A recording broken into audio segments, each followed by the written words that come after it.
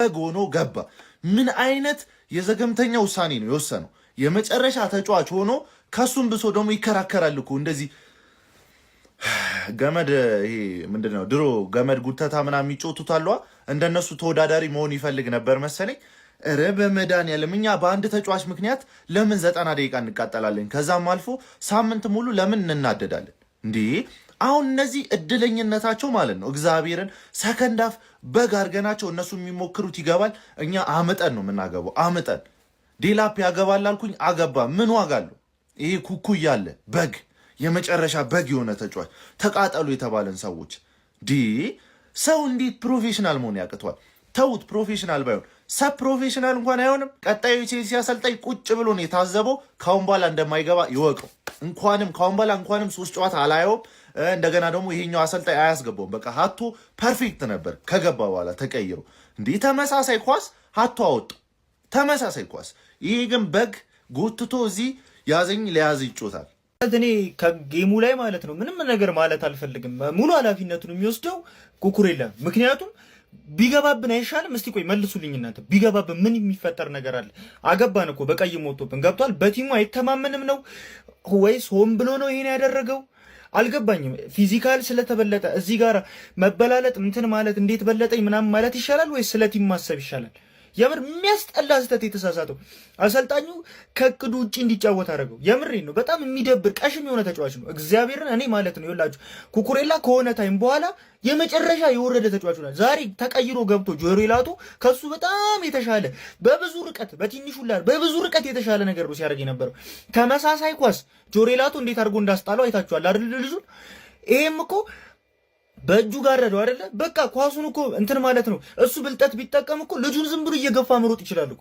ከኳሱ ውጭ እንዲሮጥ ማድረግ፣ ወደ ኳሱ እንዳይሮጥ ማድረግ ይችላል። ኢቭን ቢገባብንስ ቆይ ምን ችግር አለ? ቢገባብን እኮ እኛ ወደ ጌሙ መመለስ እንችላለን። ግን እሱ በቀይ ከወጣ 2 ነገር ነው የምናጠው። እንዴት ይሄን ማሰብ አይችልም? የምር በጣም የሚያስጠላ ተጫዋች ነው። በጣም እኔ ቼልሲ 4 ውስጥ ባይገባ በሆነ አጋጣሚ ለዛሬው ጨዋታ ተጠያቂ የሚሆነው የተጫዋች ምንም ማንም አይደለም። ሙሉ ኃላፊነት የሚወስደው ይሄ ልጅ ነው። በጣም ሊያም ዴላፕ ማለት ነው። አሁን ይሄ አሰልጣኝ አጫወቱ በጣም ተመችቶታል። የሆነ ኳስ ሳተ እንጂ የሚገርም ጨዋታ ነበር ሲጫወት የነበረው። ፓልመርም ቀስ እያለ ወደ ጌም እየተመለሰ ነው። የማች ፊትነስ ስላላመጣ ነው። በጣም አሪፍ ጨዋታ አይቻለሁ። ግን በጣም የሚያስጠላ ቀሽም ስህተት ሁሉ ጊዜ ቀሽም ተጫዋቾች ነው ያሉት። እንደዚህ አይነት ተጫዋች ይዘን የትም አንደርስም። ልንገራችሁ ኩኩሬላ በሉት የሆነ ጨዋታ ላይ ጎበዝ ስለሆነ የሆነ ፓርት ላይ ጎበዝ ስለነበር እሱ ራሱ ከቲም በላይ አይደለም። ልንገራችሁ ከቲማችን በታችን የሚያስጠላ ጨዋታ የሚጫወት ከሆነ ቤንች ይቀመጣል። አሁን ሊያም ሮዛሪዮ ሲመጣ መናገር ያለበት መጀመሪያ ይሄንን ነገር ነው። በቃ ተጫዋቾች ቀይ ካርድ ማየት የሚባል ነገር የለባቸው። ምንም ዲሲፕሊን የለው። አንደኛ ነው በፕሪሚየር ሊግ ብዙ ካርድ ያየ ቲም ማለት በጣም የሚያስጠላ ተጫዋች ነው። እግዚአብሔር እንዴት እንደደበረኝ እኔን ሃንግማንዬ የኔ ባለውለታ የኔ መልካም ጎረቤት ምን ሆንክብኝ? ምን አስነኩብኝ? አይ ፉልሃም አይኖራም ባለግ የሆነ ቡድን አይዞሽ በቃ እንዴ ምን ማድረግ ይቻላል? እንዴ ሃንግማን በዚህ ሰዓት በማታ ነው ቀለል አድርገህ ታሸንፈዋለህ ብዬ ነበር እኮ ጨዋታ ለጠፉ አንተ ባለውለታዬ ነህ። በቀደም ሲቲ ነጥብ አስጥለልኛል። አሁንም አንከባከባለሁ የኔ ወንድ እንከባከባለሁ። በቃ እንዳታስብ።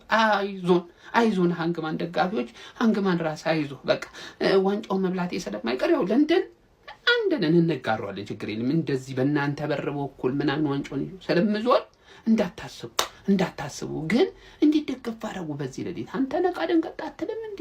ሃንግ መስራት ትተህ ነው ጭራሽ ኩኩም ቀያይታለች አሉ። ወይ እናንተ ደግሞ መድኃኒት ነው እንዴ አንዳንድ የምትወስዱት በየጊዜው ቀይ ካል? ኧረ እሱን አስቆም፣ ሃንግማን አስቆም እሱን። በቃ አብሽር፣ ምን ይደረጋል አንዴ ከሆነ እንዴ ልቃጠል ምናምን ማለት ነው። ስለ በቃ ግልጽ እኮ ምን አባታችን ፕሪሚየር ሊጉ ላይ እንደምንሰራው አላውቅም። በባለፈው ማንሲቲዎች ሲንዘላዘሉ የተዋትን ነገር ተጠቅመን 1 ጎል አግብተን አቻወተን ወጣን። አሁን ዛሬ ፉላምን ልናሸንፍ ማለት ያውን በ10 ተጫዋች ስለ ሊያም ሮዚና የሚለውጥ ከሆነ ይመቸው። ግን ምንም ነገር የሚለወጥ ነገር የለም። ምን አባታችን ፕሪሚየር ሊጉ ላይ እንደምንሰራ እኔ ለምን እንደምናደድ አላውቅም። በበዓል ምድር ሁሉም ተጫዋቾች ይመቻቸው። ምን አጠፉ እነሱ? ግን እኔ አልቃጠልም። እንደዚህ ማን እንዴት ነው ሲሉ ያልቀው በጌታ ስም ዘንድሮ ቼልሲ በካርዶች ምክንያት ስንትና ስንት ነጥብ ጣለ። እንደውም ቼልሲን እዚህ ደረጃ ያደረሰው እነዚህ የቀይ ካርዶች እንደ ቀልድ የምናያቸው ቀይ ካርዶችና ቢጫ ካርዶች ናቸው ቼልሲን እንደዚህ ዝቅ እንዲል ያደረጉት። ፔድሮ ኔቶ በግራ በኩል በስነ ስርዓት እየተጫወተ አይደለም። እንዳለም ይዞ እንኳን ይዞ የሚመጣው ወደ ቀኝ ነው፣ እንዳለ ወደ ቀኝ ነው፣ ወደ ናቹራል ቦታው። በቃ መግባት ግዴታው ከሆነ በቀኝ እኩል ማጫወት ነው። ካልሆነ በስተቀር ሌሎች ዊንገሮች አሉን አይደል? እነሱን መሞከር ነው። ለምን ኳሶች ይበላሹበታል? ክሮሱ ልክ አይደለም። ኳሱን ይዞ የሚመጣው እንዳለ ወደ ቀኝ ነው፣ ይሮጣል ምናምን እኮ። ካሴዶ ምን ሆኖ እንደሆነ አያውቅም። አርፎ ከመጣ በኋላ ኳሶችን ይነጠቃል ከጀርባ። አንዳንድ ፓሶቹ ልክ አይደሉም። ብቻ ተሸንፈናል። ዴላፕ ያን ኳስ ደግሞ ማግባት ነበረበት፣ ግን ዛሬ ከሁሉ ይሻላል። በቃ ምንም ከበፊቱ አቋሙ የተሻለ ነበረ። ፓልመርም እንደዛው የሆነ ሰዓት ነቃ እንጂ ድንዝዝ ያለ አጫወት ሲጫወት ነበረ። እኔ አላቀም ብቻ ሮዜነር ቁጭ ብሎ ሲቋጠርልን እየቋጠርልን በነበረበት ቀን እስቲ ጀሞ አንድ ላይ በሉ ለበሉ ለዛሬ ዲቸው ገብጣላት ኳላንቱኑ በራበች ዛሬ ፉላማ በራራት አባቴ ስጠርጎ ፍንድድ አድርጎ አርጓላጋ ያ ከብቱ ደንቆሮ ካሴዶ ከብቱ እንደ አህያ የሚራገጠው ያ ጠቋራ ምን አባቱ እየሰራ ነው ግን እንዴ ከራይስ ጋር እንድንስትሩ ነበር። ኳሱ እኮ 5 ሰከንድ እግሩ ጋር ብታስገቡበት እኮ እንዲህ የሚፈነዳ እኮ ይመስል ኳሱ እኮ ከኳሱ ጋር እኮ አለሌ እንዲህ ያለ አለሌ ደንቆሮ ጠቋራ እኮ ነው ካሴዶ አበረረብኝ። አሁንም አንቺ ያቸውናለች ዛሬ በእናት ምን አይነት የበዓል ቀን ነው ደግሞ የበዓል ስጦታ የገና ስጦታ ማለት እኮ ነው። ሰጠት ሲቲም ማንቼም አሁን ሁለታችን አንተ እሷም እመጣልሻለሁ በሰፊው በሉ ዲቻው ገብቶለታል ዛሬ ደቻው ፉላሚ ልጅነቴ ሃንግማን ከባድ ውጤት ማን ዘንድሮ ሃንግማንና ቀይ ምን ሼ ነው የሚል በቃ ምን ሼ ነው። ቀይ እኮ አልፋታ አላችሁ ማን አልፋታ ኩኩሬላ ደደብ ነው። እንደውም እንትን የሚያስበሽቅ ነገር አይደለም ያየሁት። ጀግና ናችሁ ስትካነቱ ነው ያየሁት። ስትካነቱ ማን በተለይ አቻ እስክታደርጉ ድረስ ደላፕ ራሱ ከማግባቱ በፊት ያቺን ቺፕ ራሱ አልተሳካለትም እድለ ቢስ ነው እንጂ ያገባው ጎል ይገባዋል። ከዛ በኋላ ተቀየረ ጌሙ። ፉላም ልክ እንደ አርሰናል ጨዋታ አንድ ተጫዋች ተቀንሶባችሁ መጫወት እንደምትችሉ ሲያቁ ተቀየሩባችሁ። በግራ በኩል እኮ ሸነሸኗችሁ ነው ማለት ሸነሸኗችሁ። ሃሪ ዊልሰን የሚባለው ተጫዋች እንዴት አባቱ ነው የሚችለው? የዛሬ ሽንፈት የሃንግማን ጥፋት አይደለም። ሃንግማን ምንም አላጠፋም። ኩኩሬላ ነው ያጠፋው። ቤንች መደረግ አለበት። እንደውም ሃቶ ዛሬ አሪፍ ነበር። ቤንች መደረግ አለበት። ቢገባባችሁ ይሻላል። በ10 ተጫዋች የገጠማችሁትን ቡድን በ11 ታጋዩት ነበር። ግን ፉላም ይችላል ማን ሃሪ ዊልሰን የሚባል አንተ ፉላም ምርጥ ቡድን ሆኗል ማን ምርጥ ቡድን። ሌላ ኪንግ የሚባለው ራሱ አለ ጩጬ የሚገርም ቡድን ነው ዘንድሮ። አርሰናል አካዳሚ አልተቻለም። አርሰናል አካዳሚ ሌላ 1-2 ተጫዋች እንጨምርላቸው የምትሉ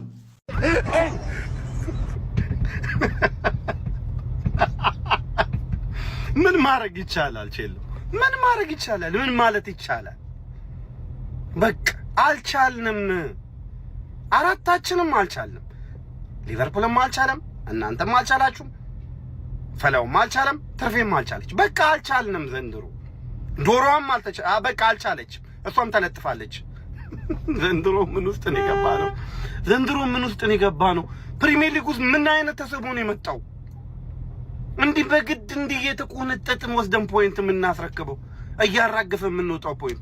ይመቻችሁ በቃ እኔ 3 ፖይንት አያስፈልገኝም ምናምን ነገር ምን ይሆንን ያለ ነው? ቼላው በቃ ምንም ማድረግ አይቻልም።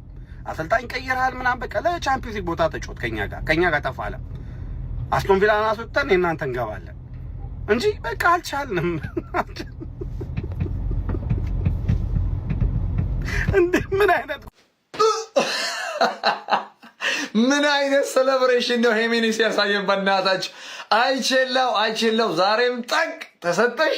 ወይኔ ክራቭን ኮቴጅ ላይ በእኔ ስታላግጭ አቻ ወጣ ብለሽ ከፉናም ጋር በእኔ ስታላግጭ አቤት ቅሌት! ምንድነው? አሰልጣኝም አባረሽ አትሻሻይም እንደ አንቺ። ለነገሩ ኩኩሬላ በቀይ ከወጣ በኋላ እኮ በቃ ቼልሲ ኧረ በስማ ብቻ እጅግ በጣም የሚያስገርመው ግን እስቲ አዲሱ አሰልጣኝ ኮች ደግሞ የያዘውና እናያዋለን። አይዞን፣ ለማንኛውም አይዞን፣ ያጋጥማል። የሴቶቹን እግር ኳስ የምናይበት ሰዓት ደርሷል። በቃ ሲቲም እንደዛ እየቀለደ ነው። በቃ የብላውና አርሰናል ቀጣዩ ሲዝን ላይ ፎከስ ማድረግ ነው። መድኃኒዓለም በዓላችሁን ያበላሸው። ሌላ ምንም አልልም። ታዲያ በላቲ ቼልሲ ከሜዳው ውጪ ሽንፈት አስተናገደ። ኖ አይሆንም። ምንም አይነት ጥያቄም ሆነ ጣታችንን መሰንዘር አንችልም። ቼልሲ ላይ አዲስ ኮች ነው፣ ትራንዚሽን ነው። ይሄ ነገር ለዩናይትድ ይሰራል። ዩናይትድ እና ቼልሲ ተሸነፉ፣ አቻ ወጡ፣ ገለመኔ ምናምን ብለን ጥያቄ፣ ይሄ ጥቆማ፣ ጣት መቀሰር፣ ትችት ምናምን ሰነዝርበት ታይም አይደለም። ግን ኩኩሬላ በቀይ ወጥቶ ነው ክራቨን ኮቴጅ ላይ ሽንፈት አስተናግዷል። 2-1 ዴላፕ ዛሬ አገባ። የቼልሲ ደጋፊዎች መልካም ምን እንደ ቃላት ራሱ አውጥቼ ለመግለጽ ግራን የገባ የምር የሉ። ፈጣሪ ከእናንተ ጋር ይሁን። እንኳን አደረሳችሁ። በእውነት የምር የሉ። ከባድ ነው ዘመኑ። ያራዳ ልጆች ምን የረገማችሁ ደግሞ እናንተ በመዳን ያለ ከፉላም ጋር ቻውጣን እኛ እንዴት እንዳደረጋችሁ ከፉላም ጋር አይዞን።